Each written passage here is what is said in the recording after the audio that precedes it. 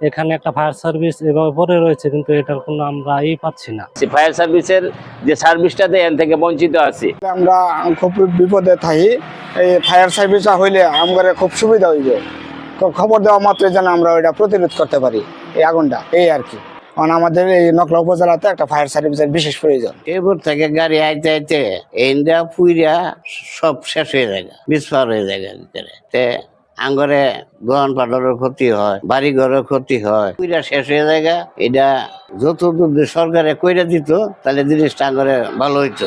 এটা সরকারে করে মনে করলে করবো হবো। সরকারে এরকম কোনো জিনিস না পায় না, সবই করতে পারে।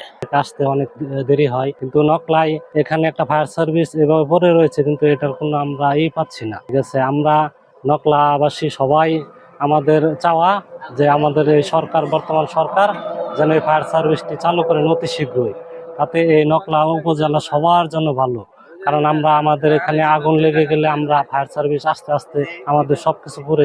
আপনি দেখেন সারা বাংলাদেশে ফায়ার সার্ভিস আছে।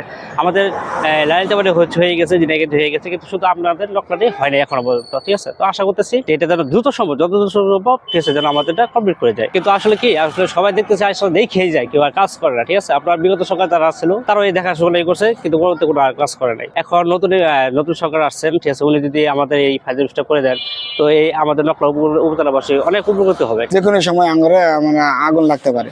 অনেক সময় আমাদের বাড়িতে লাগছিল, ফায়ার সার্ভিস সেগুলো থেকে খবর দিয়ে আনার পরে এটা নেবানো হয়েছে। আমরা খুব বিপদে থাকি, এই ফায়ার সার্ভিসটা হইলে আমাদের খুব সুবিধা হইবে। খবর দেওয়া মাত্রই যেন আমরা ওইটা প্রতিরোধ করতে পারি এই আগুনটা, এই আর কি।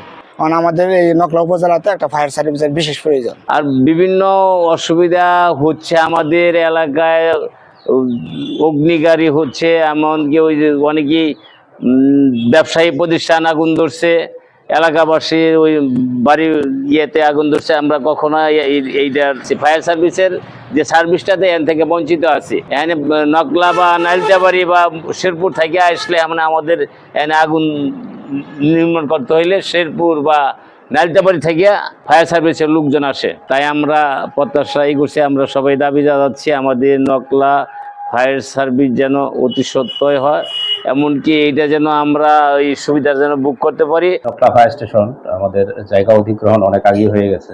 অধিগ্রহণ হওয়ার পরও কাজও মোটামুটি ভবনের কাজ 50% মতো সম্পূর্ণ হওয়ার পরে এখানে মালিকানা সংক্রান্ত একটু জটিলতা সৃষ্টি হয় এবং তারা মামলা করে। মামলার কারণে নির্মাণ কাজ আপাতত বন্ধ থাকে। পরবর্তীতে মামলার জেলা পর্যায়ে রায় হওয়ার পরে শেরপুর থেকে ফায়ার সার্ভিস রায় পায়, কিন্তু মালিক পক্ষ তারা উচ্চ আদালতে গিয়ে আবার রিট করে, যার দরুন মামলাটা এখনো হাইকোর্ট আছে। তো সেই কারণে মামলাজনিত কারণে বর্তমান কাজকর্ম যেটা আছে, ভবন নির্মাণ কাজ আপাতত বন্ধ আছে। তা আমরা আশা করতেছি অতি দ্রুতই সেটা নিষ্পত্তি হবে। নিষ্পত্তি হওয়ার পর আমাদের স্টেশনের কার্যক্রম আমরা চালু করতে পারবো।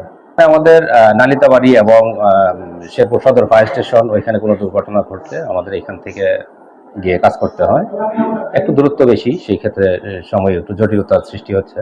তো আশা করা যায় অতি শীঘ্রই এই জটিলতা কেটে যাবে এবং নকলাবাসী ফায়ার সার্ভিস স্টেশন পেয়ে যাবে আর কি, এই আশা করছি। জানেন যে নকলা ফায়ার সার্ভিস ও সিভিল স্টেশন অফিসটির জমি অধিগ্রহণ সংক্রান্ত কারণে উচ্চ আদালতে একটি মামলা বিচারাধীন আছে।